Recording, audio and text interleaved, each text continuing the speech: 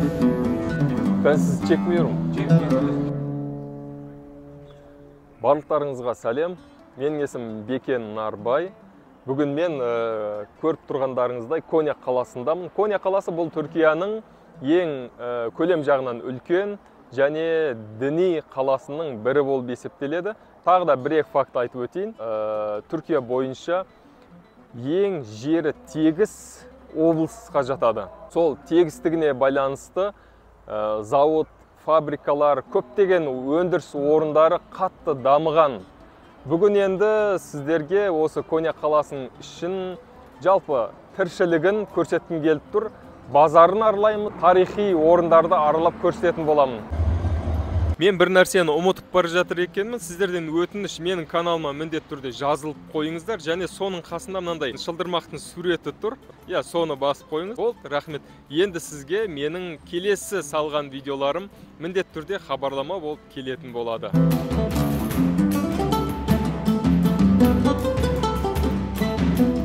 Дәл қазір мен Коnya қаласының кейінгі салынған жаңа ЖД вокзалындамын. Іші кең, таза. Коnya мен Стамбул арасында жылдамдығы 250 шақырым жүретін жүрдек пойыз бар.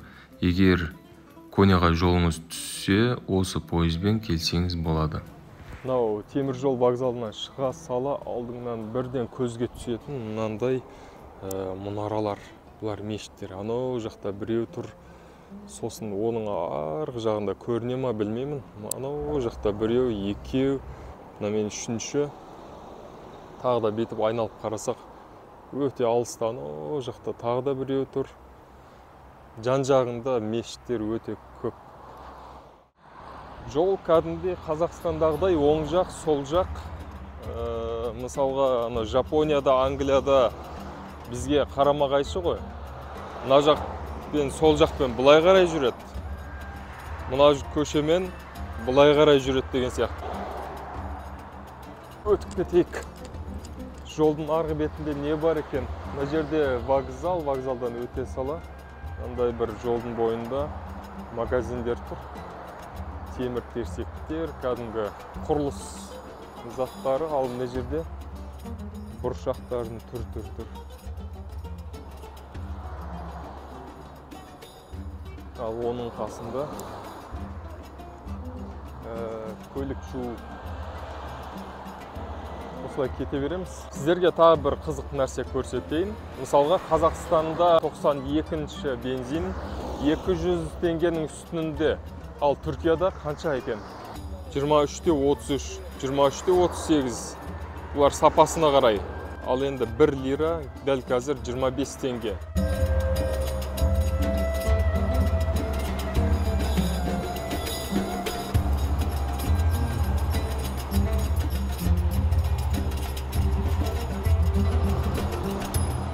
Қазір мен мынау трамвайға отырам.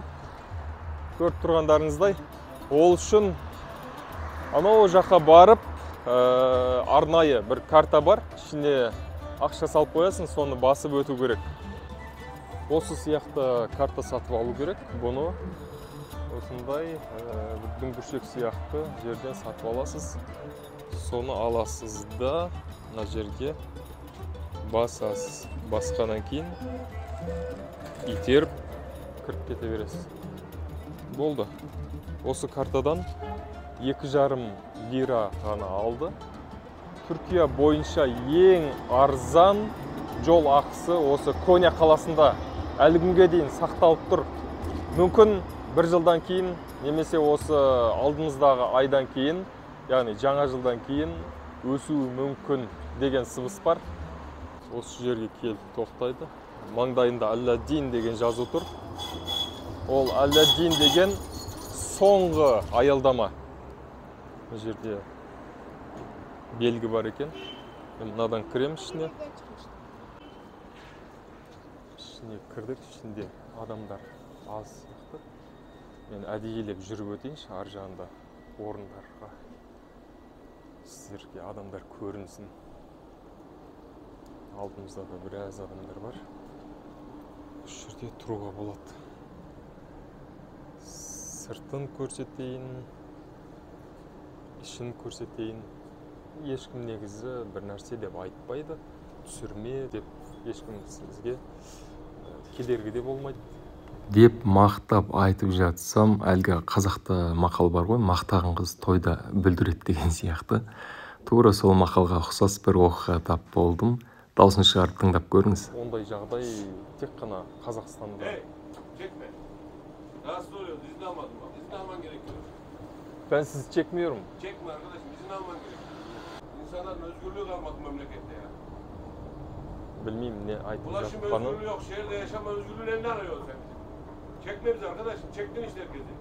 Çekme. Rahatsız ediyoruz. Söylesene arkadaşım yanındaki arkadaş. Haklı mı?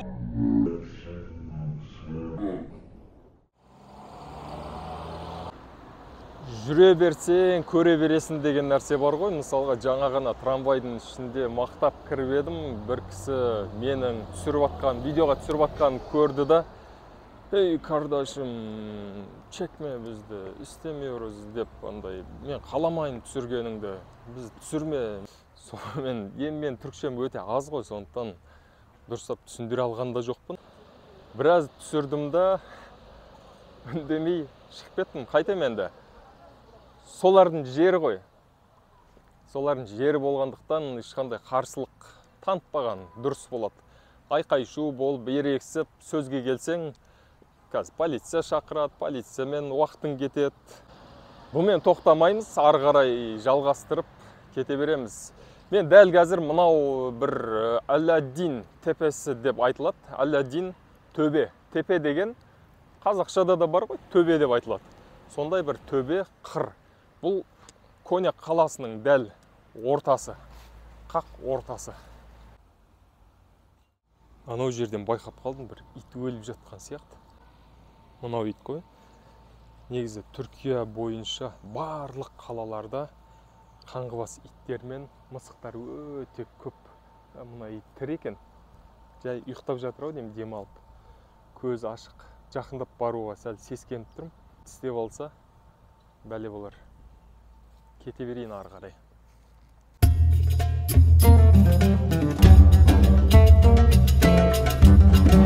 Осы Алладин тепесі жайлы қысқаша мағлұматтарды айтып өтейін сіздерге. Коня қаласы селчуктердің астанасы болған дейді. Және осы мен жүрген қазіргі тепе бұрын гректердің жері болған, ол түсінікті. Кейін селчуктер келіп жаулап алған. Осы төбеде селчуктердің патшалықтарының резиденциясы болған екен. Демек, ел басқаратын басшылар отыратын жер. Осы жерде мешіт болған. Мешіттің айналасын қараңыздар. Күзгі жапырақтар, сап-сары, бірақ жерге бәрі түсіп қалған. Сағат 11:30. Неге мынау асфальт емес? Қараңыздар, тас, кәдімгі тасты болгарка сияқты затпен де кеспегенді бөліп сындырып төсеп тастаған. Мынау да соған келіп тұр, бірақ енді мына құйма болса керек. Ал мыналар сол бұрынғы заманның стилін сақтап қалған. Алладин жами деп тұр. Жами деген сөз бұл парсы тілінен келген деп естідім. Бұл мешіт деген сөз ғой, енді біздің қазақша аударған кезде. Алладин атындағы мешіт. Мына жерде тарихы жазылып тұр. Қысқаша ғана тарихы деп тұр, мүмкін оқи аласыздар. 1155-1220 жылдар арасында дейді. Селчук сұлтаны тұсында салынған екен. 1221 жылы құрылысы аяқталған дейді. Мен сияқты шетелден келген туристер жүр. Түрлері қытайлықтарға ұқсайды. Бұл жерде міндетті түрде аяқты шешіп кіру керек. Аяқты шешіп ішке кіргізіп қоямыз. Немесе күнде тұра берсінші далада. Ішіне кіріп көреміз. Мыналар шықсын. Ішіне көріп көрейік. Бисмиллахиррахманиррахим. Мешітке оң аяқпен және бисмилля деп кіру керек. Не деген құрылыс мынау.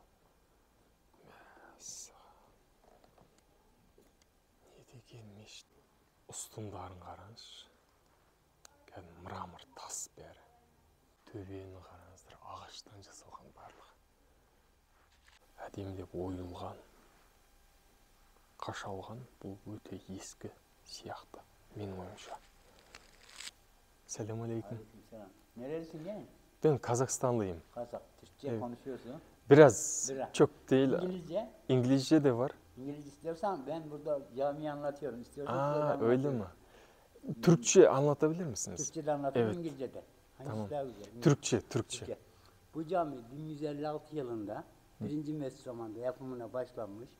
1220 yılında Alaaddin Keykubat zamanında bittiği için Alaaddin Keykubat Camisi'ni almıştır. Konya'nın en büyük, en eski camisi. 4200 kişi namaz kılabilir. Burada 42 tane direk var. Gel şuradan başlayalım. Bu, Direk demek bu. Bunlar sütun. 42 Sütun. çeşit, 42 tane, 4 çeşit. Selçuk, Bizans, Roma, Yunan. Bu Selçuklu, sade mermer, 800 yıllık. Bu Bizans. Mikrofon. Evet. Bu Bizans daha önce kiliselerde kullanılmış. Kiliselerden sonra buraya getirilmiş.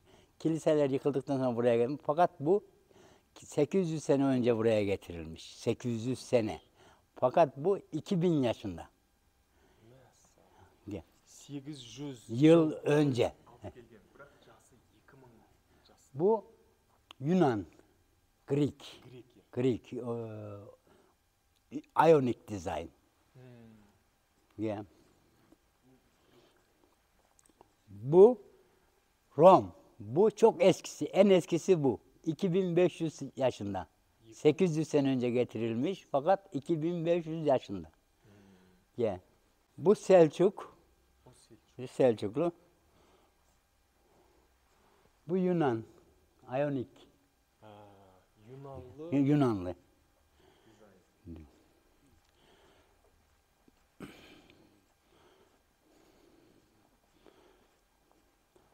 Bu mihrap. Şu Ayetel Kürsi yazılı biliyorsun burada. Burada Ayetel Kürsi, Kur'an. Ayetel Kürsi. Bu boyama, teknik boyama. Bunlar 800 yıl önce. Bu cami geçmişte 4 kere restorasyon edilmiş. 4 kere restorasyon. Fakat burası orijin, değişmemiş. Gel.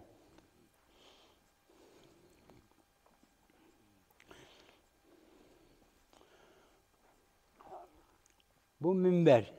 Dünyada 2 tane.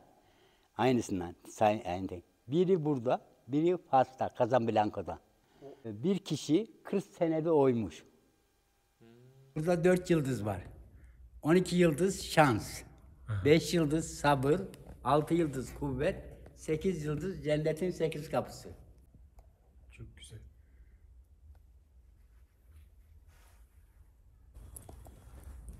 Ben de emekli. Ekonomist. Ekonomist. Fakat 22 sene önce emekli oldum. Her gün buraya gelir, bu camiyi yabancılara anlatırım.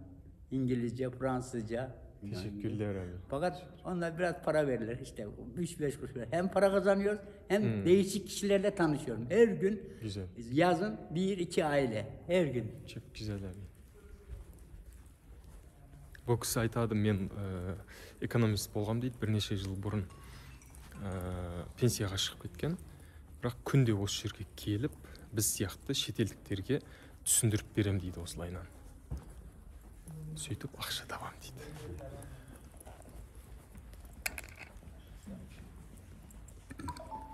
Abi kaç yaşındasınız? 76. 76 жаста екен. İsminiz ne? Sabri Arıcı. Sabri Sabri Aracı. Arıcı. Surname Arıcı. Tanıştığıma ben oldum. Ben de memnun oldum. Burayı da göstereyim şu an. Türbeyi de göstereyim.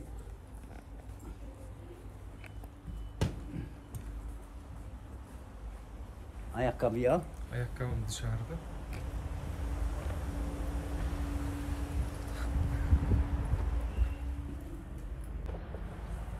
Енді ішін таныстырып болдым. Енді сыртты таныстырам дейді.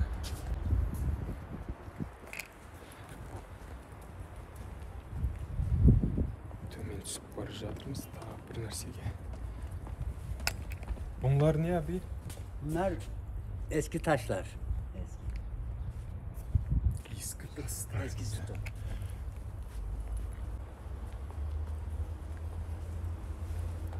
İçinde bir narseni göremiz hazır.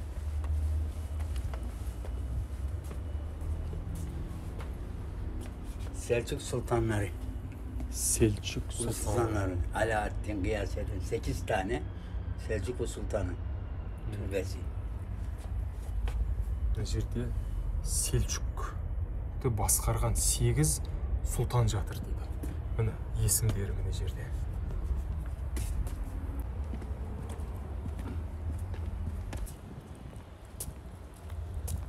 Арғы жақта тағы бір нәрсе бар.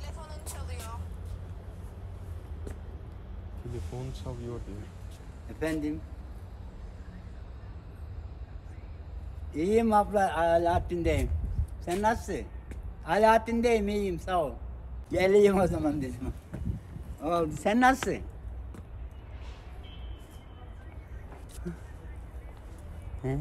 Yok, Alaaddin'deyim. Oldu. Elden. Oldu. Kılıç Arslan Sarayı. Kılıç Arslan Sarayı. Moğollar yıkmış. Cengiz Han yıkmış orayı. Savaşta. Ne yılda? Hangi yılda? 800 sene. 800 жыл бұрын Моңғол шапқыншылығында мынау сарайды бұзып тастаған дейді. Abi mikrofonunu da al. Teşekkürler abi. Tamam mı tarih? Burası tamam. Abi bu size. Teşekkür. Oldu. Oldu. Teşekkür ederim. Ben de. Енді сонша қасымда жүріп бәрін түсіндіріп беріп жатыр. Ештеңе тегін емес. 20 лира, 500 теңге. Қолыма ұстатып қойдым. Мәз болып қалды адам. Сосын тағы бір нәрсені мен естідім. Мынау алдымызда үлкен бір шұңқыр тұр.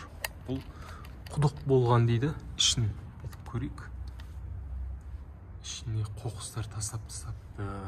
Сол Селчук заманында негізі құдық болған екен. Садаққа 1000 пәледен қорғайды деген бар ғой. Сол сияқты менің ойымша садақа деген сансыз жамандықтан, пәле жаладан қорғайды деп ойлаймын. Енді мен сіздерге көрсетіп жатқаным, сіздер де мешітке барған кезде мүмкіндіктеріңіз болса, садақа беруді ұмытпаңыздар.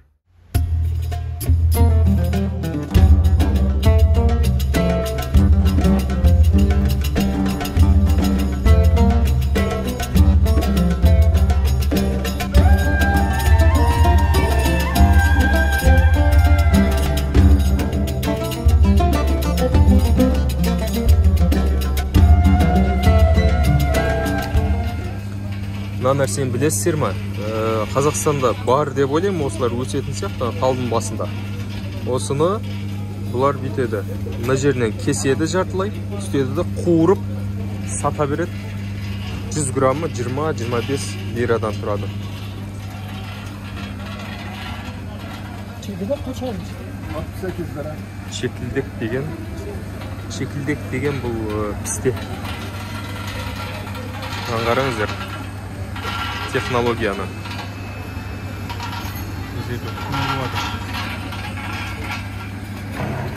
Мұнда құрмалардың түр. Мұнда бізде королевский құрма дегендер бар ғой. Міне 240 лирадан екен. 5500 теңге 1 килограммы. Теңгемен шаққанда. Мынау 128 лира екен. 1 келісі. Бұл кәдімгі сары құрма бар ғой. Сары құрманың құрғағы. Кептірілгені. Мен базардан шығып бара жатырмын. Жаңа ғана бір жерде ұзақ отырып қалдым. Себебі телефоныма пауэрбанк алғам. Сатушы кісі әңгімеге тартты. Қайдансың, не істеп жүрсің, қашан келдің, жасың қаншада, атың кім, YouTube каналың қандай деген сияқты сұрақтар көп қояды. Бірақ сондай әңгімеге негізі жақсы бұл кісілерші. Сол жағынан риза болам. Содан ана кісі әңгімеге тартып 1 сағатқа жуық отырып қалдым. Енді ешқандай видеоға түсірген жоқпын.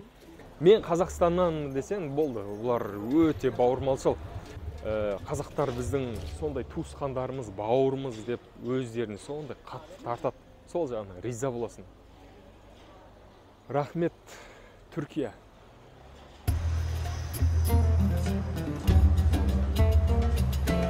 Кешкі Коняны көрсетейін деп қаланың ішінде әлі жүрмін.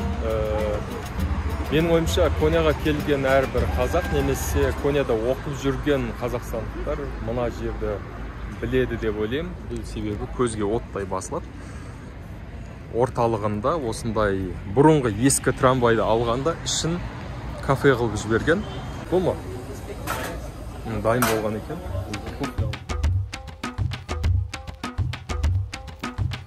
Құрметті көрермендер, каналыма міндетті түрде жазылып кетіңіз, ұмытпаңыз.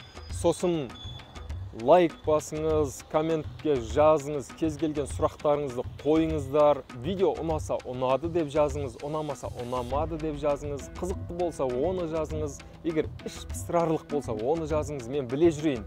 Мен көрермендерім не қалайды. Мен соны келесі видеоларда түсіруге тырысамын. Ал осымен бүгінгі Конядағы сапарым, Конядағы таныстыру видеомның алғашқы біріншісі тәмам. Каналыма жазылмаған болсаңыз, өтініш жазылып кетіңіз. Жарай ма? Көріскенше.